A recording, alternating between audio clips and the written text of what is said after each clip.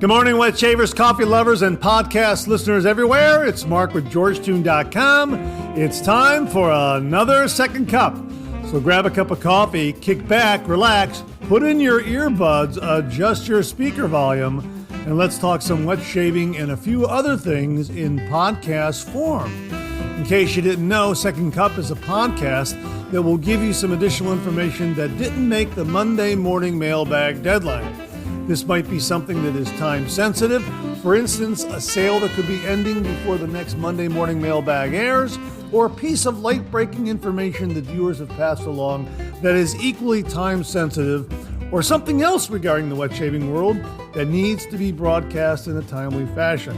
And we'll also have some time to chit-chat and discuss some other things like coffee, movies, streaming shows, books, that sort of thing. So thanks for tuning in to Second Cup, and I hope you subscribe to the podcast where you can also find episodes of the Monday morning mailbag in podcast form.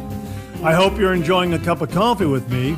We'll get the show underway in just a moment. Thanks for joining me.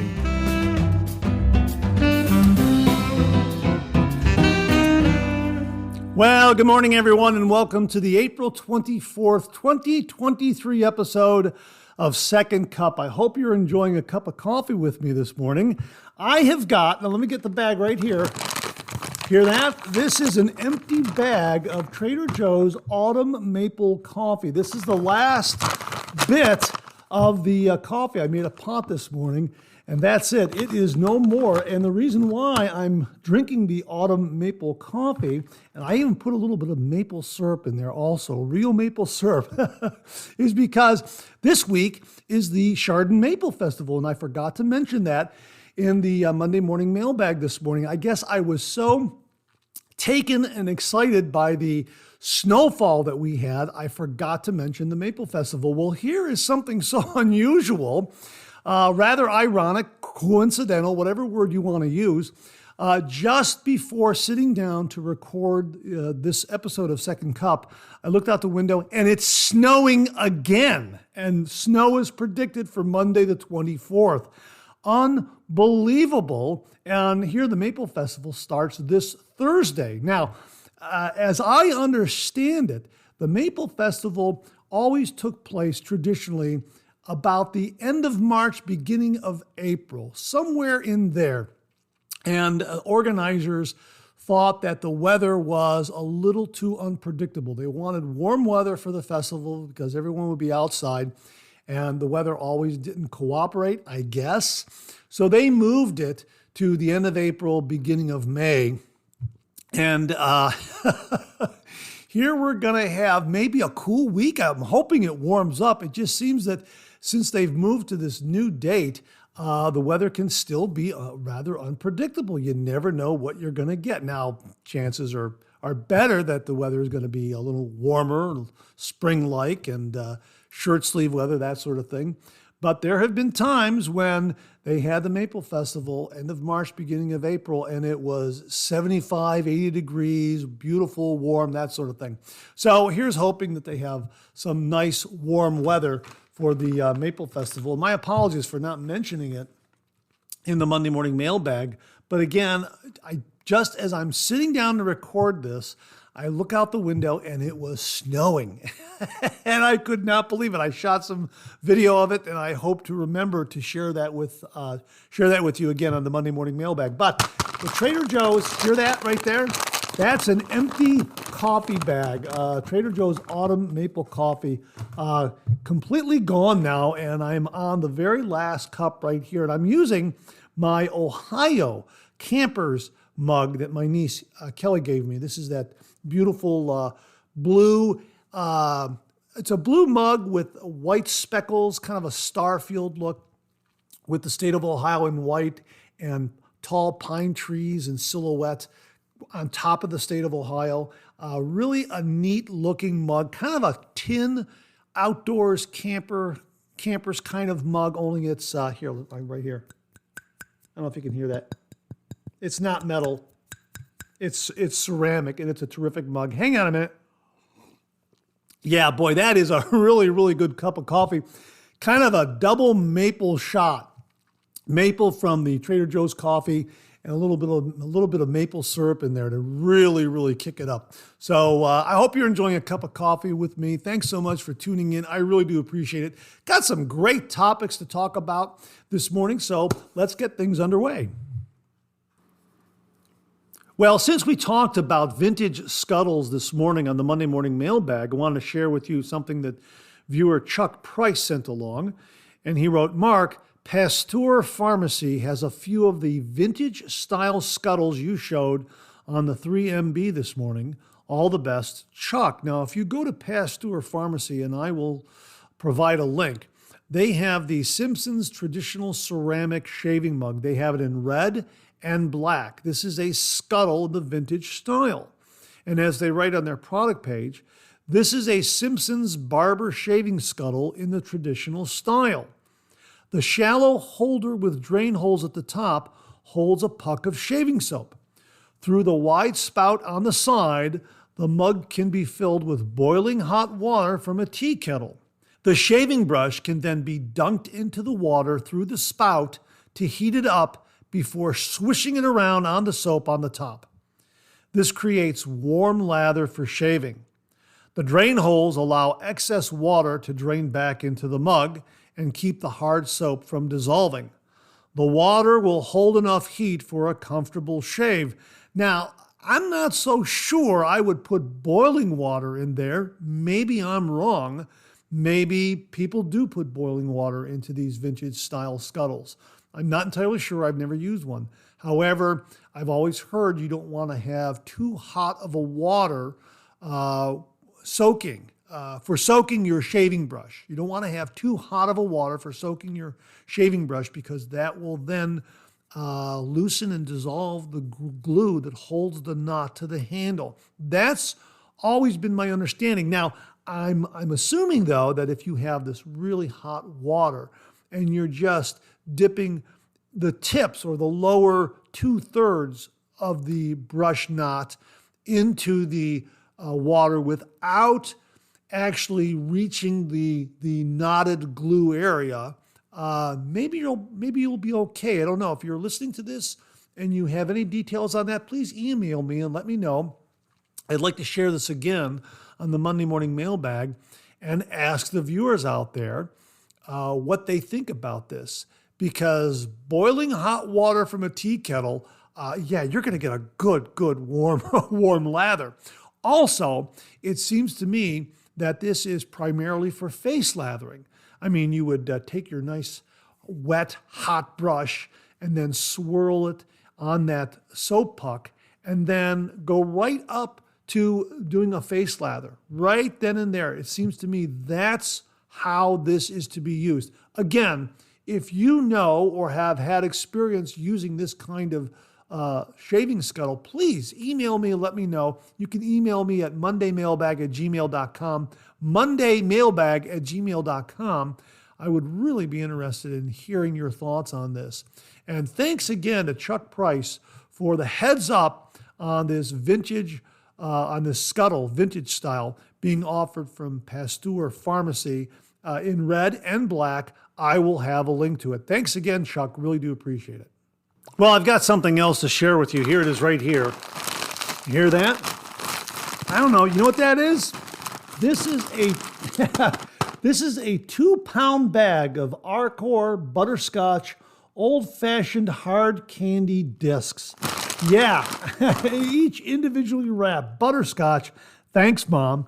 Absolutely. This came courtesy of viewer James Sefton, and he wrote, "Hey, Mark, I just ordered some candy for George for all the work that he does for the 3MB. If you are nice to him, maybe he will share with you." Well, I sent along an email of thanks to James. There's a lot here. Each of them is individually wrapped. Great old classic, vintage. As long as we're talking vintage scuttles, this is probably from the same era, this kind of candy. A vintage butterscotch disc hard candy, individually wrapped. It just looks absolutely wonderful. I sent him along some thanks, and he said, "You're welcome, Mark. Just a small token of thanks for all you do for the 3MB and the tips and advice from all of the other viewers. Well, thank you again, James. Now what we're going to do is, I'm going to show this on the 3MB, the next show, because this is going to be part of the 10,000 subscriber prize package giveaway. Depending on how many prize packages we have, we'll grab a handful or so, maybe 5-10 pieces, and put them in little individual baggies and include these as well with those prize package giveaways. Yeah, that's so going to share it with all the viewers out there via the 10,000 subscriber giveaway. So absolutely fantastic butterscotch. Thanks, Mom. Thank you very, very much, James, for a really, really thoughtful gift. It means a lot. And if you're a new listener or a new viewer and you don't quite understand the butterscotch connection, let me just give it to you very, very briefly. So, and others who have heard this, thank you for indulging me.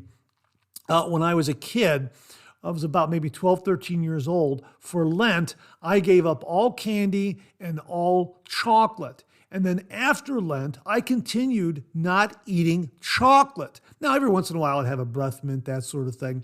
But I really, really shied away from chocolate. I did not eat chocolate at all. And my mother knew this. And to try to hold me to that, she would go out of her way to make sure that I had something as a substitute for the chocolate. And the perfect example here is when she made chocolate chip cookies, and she made the best chocolate chip cookies.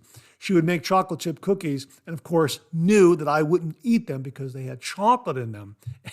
So she went out of her way to make an extra batch of butterscotch chip cookies just for me. So whenever I get a butterscotch colored handle shaving brush, whenever I get a shaving brush that has a butterscotch handle to it, that connects me to my late mother and how thoughtful she was, which is why whenever you see me use a butterscotch handle, a shave brush with a butterscotch handle, I always say, thanks, Mom. My way of thanking her for being so very, very thoughtful to me. And, making sure that I would, helping me adhere to this promise I made to myself to not eat chocolate.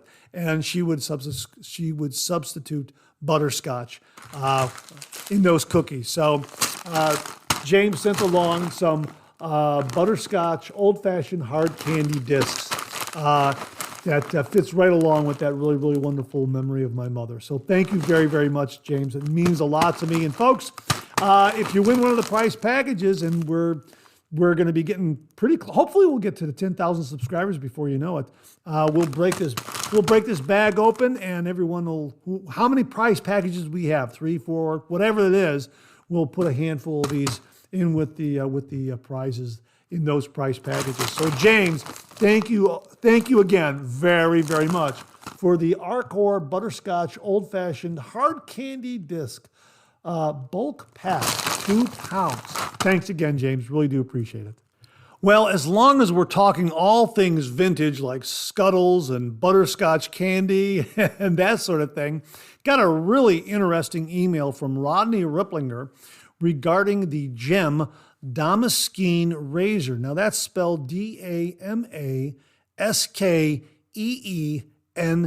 I believe it's pronounced Damaskeene. And we had a question this morning on the Monday morning mailbag of where do you find vintage razors? And of course, I suggested eBay, Etsy, Facebook Marketplace, antique stores, yard sales, garage sales, estate sales, that sort of thing. And these Gem Damaskeene razors were made between 1912 and 1921, and they have some very, very specific markings so that you can identify these razors. This is a very, very helpful guide that was posted on the Reddit wet shaving group. I will link to it so that you can get over there and read it. It is very, very informative.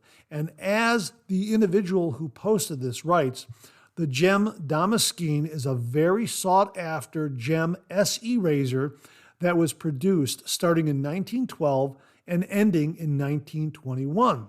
Through its production, there were several models that are well loved by shavers. Now, it goes on to detail the open comb razor, the closed comb version, the blade trays, the markings of it, the handles, that sort of thing. Now, I happen to have a Gem 1912 razor. I'm holding it right here, and it has a flip top for the blade. I don't know if you can hear that, but here, I'll just open it up and then snaps right down in place. I'm opening it up and snaps right back into place. That's how you load the blade. And it's an absolutely beautiful razor, and it has a beautiful, beautiful ornate handle. This was given to me by a fellow wet shaver a number of years ago. I've used it a couple times, and it delivers quite a different shave, I will say that. And I believe what I have here is a closed comb version. I haven't really used it in quite some time, and I'm going to have to pop a blade in there and use it again. These Gem razors really require a different approach and shaving angle than what you might be used to in using a double edge razor or even an injector razor, a single edge injector razor. But there are a lot of these Gem razors out there, and you can get them at some really, really good bargain basement prices. I got one for $5. I got what was it again? I got a Gem open comb for about, I got the Micromatic open comb. MMOC is the shorthand you'll see on forums. A Gem Micromatic open comb for like $5 at an antique store. I think, and this is just a guess, a hunch, I think the reason why the sellers let them go for such a low price is because they don't think that there are blades available. And there are blades available, but you are limited in the different variety of blades. I think there may be only maybe one or two different kinds of, or different brands of blades available for these razors.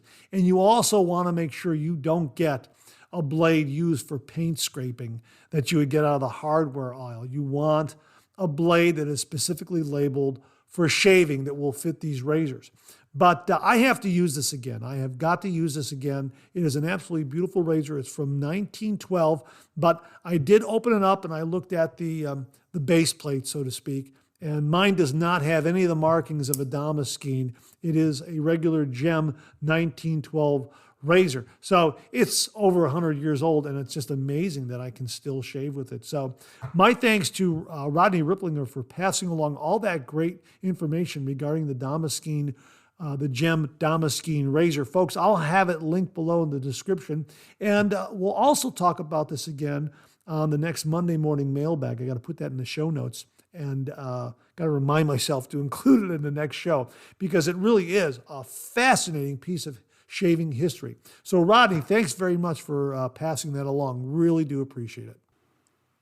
Well, moving from vintage razors to travel razors, we got a terrific heads up from Alonzo Cuellar.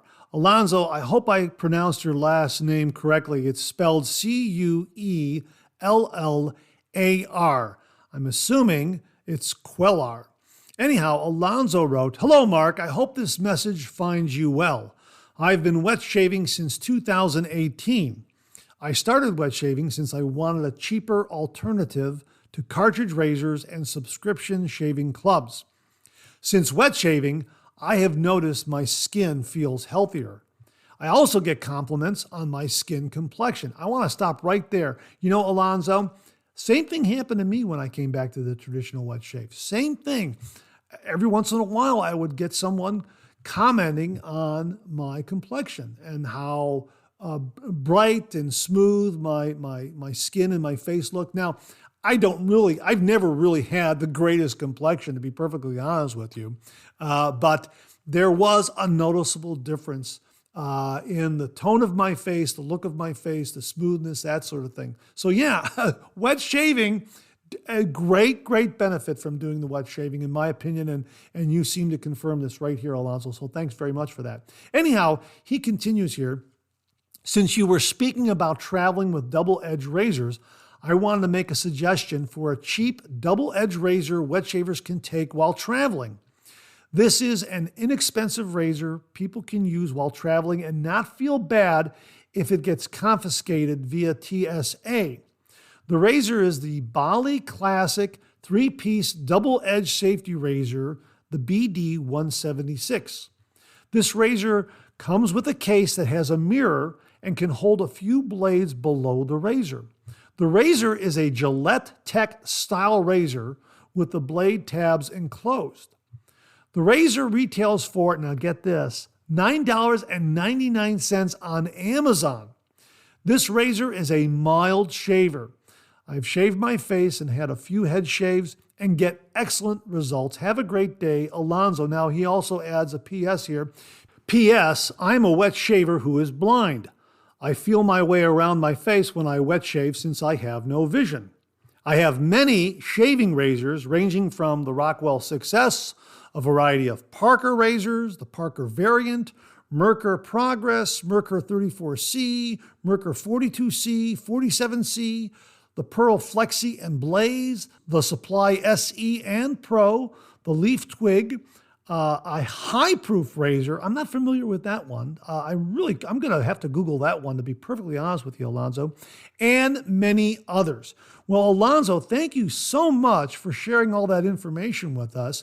And I think it's absolutely inspirational to others out there wondering whether or not they should do the traditional wet shave. Sometimes folks are a little bit intimidated from going to a cartridge razor to a safety razor. Folks, Alonzo is doing it and getting great, great results. Alonzo, absolutely inspirational, and thank you so much for sharing your personal wet shaving journey with all of us and the heads up on a great, great travel razor.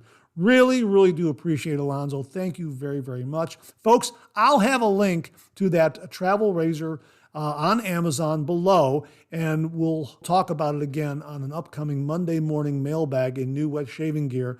It looks like an absolutely fantastic razor, and the fact that it has a tech-style razor head and the end tabs are enclosed makes it all the better. Alonzo, thank you very, very much. We got another heads up on bargain items, and this one comes from Gary. Just a very brief report for anyone shopping for electric trimmers, hair trimmers, beard trimmers, nose hair trimmers.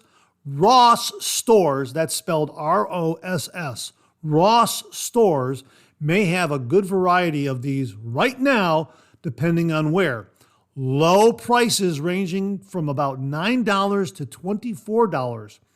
Brand or company names of these are of Wall, Barbasol, and I forgot what others. I did not document, but best I can recall, there were about 8 different such trimmers on the sales floor shelves at the local Ross store today. Certainly a good few between prices of $9 and $13. Gary, thanks very much for this, Gary. Now, we exchanged a couple of emails, and Gary went on to explain to me that Ross stores are very similar to Marshall's, TJ Maxx, those kinds of stores. So you're really not going to find anything at their online store. I will link to them, though, so you can get a location to see if there is a Ross store near you. But as Gary suggests, it's best to walk into the store to see what they have right there on the sales floor, much like other wet shavers have said regarding the Marshalls and the TJ Maxx. You never know what's going to turn up there regarding wet shaving gear or electric razors, that sort of thing. So again, this is Ross Stores, R-O-S-S, Ross Stores. I'll link to them so you can get a location. But it's really best to walk in, and from what Gary says, right now is a good time to visit your local Ross store because right now they have some great deals on electric trimmers. Thanks very much for this, Gary. Really, really do appreciate the heads up. Okay, before we get out of here, I wanted to recommend a movie to you this week, something you could watch over the weekend, a great popcorn movie. Do you like heist movies? I absolutely love heist movies. The twists and the turns and the plot changes and this guy's a bad guy. No, he's a good guy. No, this guy's a good guy. Oh my gosh, he's a bad guy. You know, all those twists and turns that come with heist movies. I absolutely love that sort of plot line, storyline, character development. Anyhow, here's a great heist movie from 2001 starring Gene Hackman, and it's called Heist. It's called Heist. And The synopsis of it is, a jewel thief's nephew is sent along on a heist to ensure a longtime partner in crime stays honest about the division of the loot. Again, it stars Gene Hackman, Delroy Lindo, Danny DeVito, and it was written and directed by David Mamet. Now, this is not to be confused with the movie called The Heist, which is also a 2001 movie. It's not to be confused with a film called Heist from 2015 or The Big Heist. None of those are the movies I'm talking about. This is called Heist from 2001, starring Gene Hackman. And the Wikipedia page writes the following: Heist is a 2001 American heist film written and directed by David Mamet and starring Gene Hackman, Danny DeVito, and Delroy Lindo, with Rebecca Pidgeon, Ricky Jay, and Sam Rockwell in supporting roles. Heist received generally positive reviews from critics, with praise for its characters and script. Although it grossed just $28 million against its $39 million production budget, the film became the highest grossing film directed by Mamet in the United States with $23 million and went on to become a popular hit in the home video market. Yeah, that's where it received all of its praise and acclaim and really caught fire with audiences, was the home video market. You can get it on Amazon Prime to stream. You could also get a DVD of it. It really is a terrific movie. Now, it is rated R. There is language, there is some violence, that sort of thing, just so you know going in. But I loved this movie. The twists, the turns, who's a good guy, who's a bad guy. I love all of that. And this movie was really, really excellent when it comes to just these classic heist movies. It kind of keeps you guessing. There's some surprises along the way. I won't say anything else because I don't want to spoil it for you. But it really is a terrific movie. Now remember, it's called Heist from 2001 and stars Gene Hackman, Danny DeVito, and Delroy Lindo, along with Ricky Jay and Sam Rockwell. If you don't see any of those people in the movie, you got the wrong heist movie. Okay? Just look for Gene Hackman, 2001 heist movie called Heist, and you'll have the right movie. Just wanted to pass that on to you. Hope you enjoy it, and if you did, drop me an email at mondaymailbag@gmail.com and let me know if you liked it. The movie, again, is Heist, rated R, some language, some violence, that sort of thing, just so you know, starring Gene Hackman from 2001. Really is a terrific movie. And that wraps up another Second Cup. Thanks so much for tuning in again. I really do appreciate it. I sure hope you enjoyed today's show. If you did, please share, please subscribe, and pass it along to a fellow wet shaver or friend. My thanks to everyone who contributed to today's show. And I mean this sincerely. Without you, this microphone would be silent. If Second Cup or the Monday Morning Mailbag aren't showing up in your regular podcast feed, please drop me a line at mondaymailbag@gmail.com and we'll try to get it all sorted out. So again, thank you all very much. I look forward to getting together with you again on these podcast airwaves. Until then, enjoy the day, enjoy your shave, and enjoy that second cup.